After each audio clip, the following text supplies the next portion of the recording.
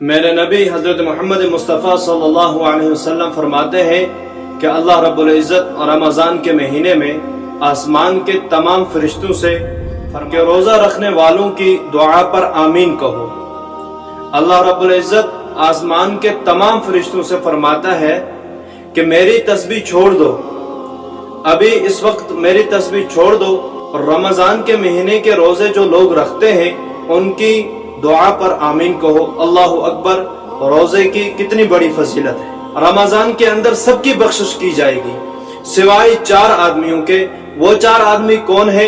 اللہ رب العزت ان 4 آدمیوں سے ہماری حفاظت فرمائے۔ ان 4 آدمیوں میں ہم ایڈ نہیں ہونے چاہیے۔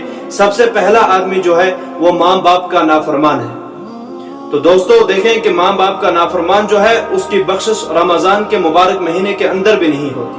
دوسرا شخص شراب پینے والا ہے، جو شراب کا عادی ہو، جو شراب مسلسل پی رہا ہو، اس کی بھی بخشش رمضان کے مہینے میں نہیں ہوتی۔